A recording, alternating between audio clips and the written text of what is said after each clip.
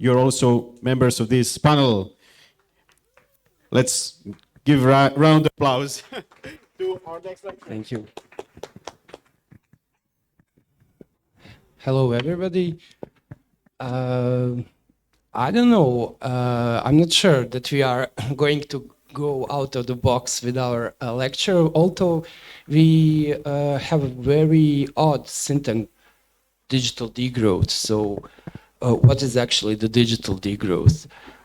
We wanted to tackle the issue of digital degrowth because we realized that degrowthers actually have a very small part of their interest dedicated to the invisible aspects of infrastructural data violence. So we wanted to shape our contribution to the dialogue with the degrowthers with our research paper that we are actually finishing right now.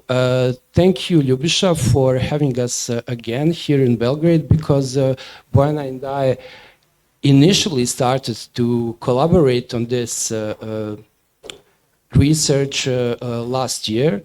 And then we met again in Belgrade during the Digital Green Society conference, which actually somehow proved that we are on the right tracks trying to tackle those issues. And I guess the starting point for what we call the dark enlightenment was that we didn't want to end up in kind of a idiot history that Evgeny Morozov says, that everything starts and finishes with the Californian ideology. So trying to bring closer our research to the not just the degrowthers, but to the wider audience, we agreed to deliver or to start with a series of interviews to get closer to the regional perspective of digital degrowth. We're actually trying to map who would be the actors regionally who could somehow find the discourse together. Because during the conference in Belgrade on Digital Green Society, we realized that two communities are brought together, tackling issues of data and environmental justice. But we ask ourselves, what could be the common denominator for both groups of activists and research and academics to follow up with that approach. So, Bojana. So then what we did actually, oh yeah, before I continue, I just want to again thank Ljubisha and Emerge for having us again here. It's really nice. And so basically what we did last year when we had our presentation, we kind of ended up at the bottom of dark enlightenment, kind of questioning again the role and position of all of us, like policymakers, researchers, academics, activists, and so on. And then we wanted to take this step further, as Mario just said, and actually ask these people, so what is outside the realm of platformization and identification? How do we see the kind of a cross line through the dark enlightenment? And to get to this response, we kind of started this interview process and kind of just mapping the actors during the Digital Green conference. And then we moved further with a set of questions, actually, that we prepare for our interviewees. And they are all people working and living in the region. They cover a number of different topics in their work. Usually, they actually don't ever meet in the same spaces.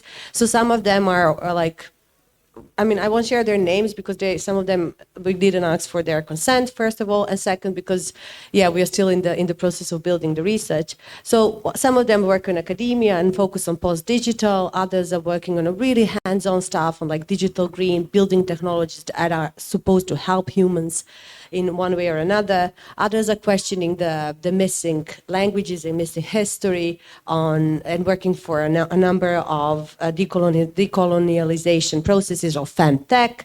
So our question actually all kind of try to kind of address all their different perspectives on the positions and visions of the post-digital or digital degrowth in a way. And what was interesting actually is that we all kind of read a number of books, I think we can all confirm that we're talking about rethinking, reimagining internet, what happens after the big AI boom or so on. And these are the questions, that's how we started with our questions. But soon we actually realized that there are like 3 different set of topics that everybody kind of went to kind of help themselves develop their own vocabulary on these things, how they actually perceive them, what are their cognitive kind of resonances that kind of help them understand these new, so to say, perspective, alternative networks, as we call them. So basically then we mapped out these 3 topics that we are now currently researching. One relates to materiality of technology, and this is where this kind of a green kicks in. The other part looks at work and labor, not only by those who developed or maintain and kind of a deep dive into the development, but also those who kind of work in this kind of a post-tech moment. And the third was that's where my kind of interest lies mostly, is on the communities that are kind of back in the days and to happy days of internet freedom movement. They were kind of evolving around issues of CC licenses or open software or free software and here and there, and all of these kind of movements. They seem to kind of slowly kind of transitioned into different perspectives and different movements or not. So we wanted to actually also map these kind of movements, communities in the region, and there are few, but these few are definitely deserve more of our attention and more of our understanding. And finally, what we so far kind of came to realize is actually that, in a way, what underlines all of their beautiful responses, and really, like, each conversation was for all of us involved in these interviews, a way of like a collective kind of a therapy or something, like a academic activist counseling. The interviews were like 2 hours long and so on, but all of them, like the underlining notion for all of them was this kind of I wouldn't say it necessarily new, but definitely different sense of cognitive understanding of where we are right now that has nothing to do with AI or non-AI. It is mostly about shifting this focus from this duality or the binary approach to how we understand technology to something how we humans sense and feel things inside these spaces. Could it be platforms? Could be different technological or like a mega advanced technological artifacts that were mentioned here today. So this is where we are now, like basically trying to kind of touch and feel this as a cognitive new order, as we call it, and kind of make sure that in the future it is practiced as much as it is kind of addressed from this so-called research/academic perspective, because actually people that we talk to usually sit on these crossroads of different disciplines. And this is actually, for me personally, coming from a very kind of a mono-legal policy perspective, incredibly relevant and important, because not once, but many, many times I actually realized that in my spaces where I come from, and usually they're not really populated on these kind of conferences, for a good reason, I would say, like we work on different issues where we kind of try to kind of big consensus on between two like players usually, which is like either platforms and states. But in this space where I'm now and really feel wonderful there, like we actually see how the code is the law, we see how the communities regulate themselves, we see how different behaviors, cultural norms, feminism, multidisciplinarity, all of these are actually like also regulating spaces. And to learn from these, from my work in where I kind of come from, like platform regulation and platform diplomacy, as I call it, it is really, really kind of a necessary step for me to kind of also raise my hopes, first of all, like kind of be more hopeful and on what I'm doing and not always sit in this dark enlightenment box. And second of all, it was beautiful because we can finally actually connect all of these different dots that we kind of individually engage with, and usually have this kind of a moment to really collaborate and learn from each other at least. I mean, we will kind of grow or degrow on a different scale in a different moment in time. But for now, what was really relevant for both of us is to kind of finally start to unpack this sense of cognitive order, as I call it, but from the very, very regional perspective, because that's also something that is kind of crucial for us to kind of finally locate all of these processes in our historical and cultural frameworks. Okay, so thanks a lot, and I hope we can answer some of your questions, but the research is still ongoing, so we'll try our best.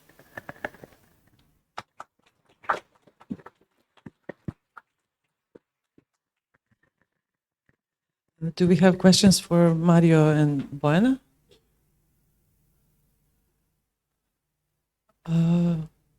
Okay, do we have any questions online? No? Okay, so actually, Mario, I would like to hear more of your perspective. I kind of have a feeling that we heard a bit less of you, so if you could add, yeah. Actually, it's something that I always wanted to research, and somehow I got in contact for I don't know, for the last few years with colleagues from Institute of Political Ecology from Zagreb, and they have a kind of huge international collaborations with the Degrowth community. And I was at their biannual conference this year in September in Zagreb, actually expecting that these aspects of digitality would be much more tackled in their circles. And I was really it was very odd for me that maybe just 5 to 10% of degrowthers actually tackle the issue of the growth from the perspective of invisible aspects of structural violence, datafication and AI meta-narrative. So that actually somehow proved me that this kind of research or intervening into the degrowth community could be very useful even for those communities that actually try to deconstruct the meta-narrative of endless growth without actually focusing more on the datafication, on to this what we call dark enlightenment.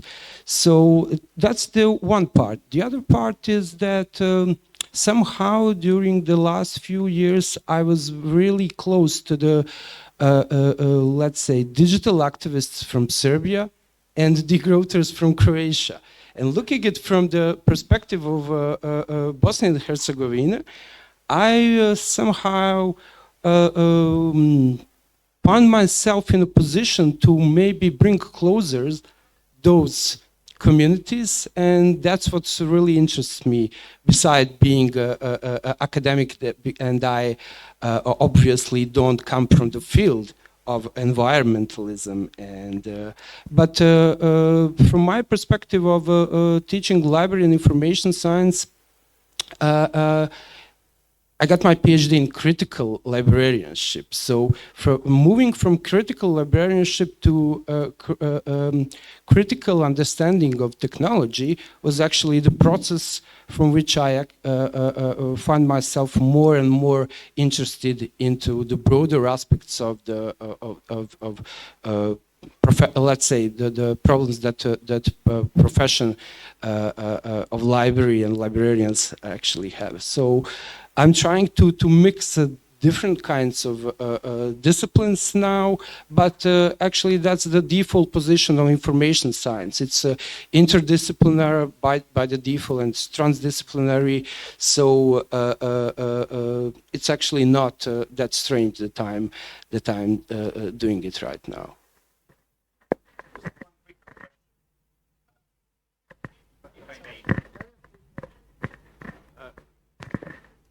Yes, it's interesting that from the degrowth perspective, you can really learn some valuable insight.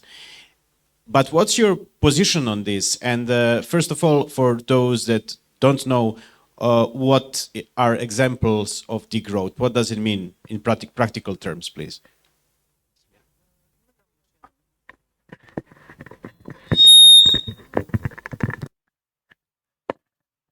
So degrowth, it's also a very odd concept, let's say, because usually degrowths are seen as those ones who are against the growth, but they are actually trying to tackle the issue of redistribution of the wealth. So they have in terms of digitality, it's about the low tech, it's about open source, it's about the digital freedoms. So those communities are actually close, bringing those issues to the degrowth community and degrowth vocabulary. So actually in the book Vocabulary of Degrowth, you have a section about digital commons, digital commoning. So I would say that the communist approach is the closest to enter into this topic.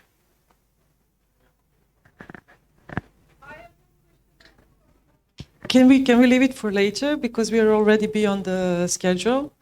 We will have in 10-15 minutes we will have the open discussion. So yeah, thank you. Okay, thank you both for a wonderful discussion. Thank you for slowing us down and putting us into degrowth.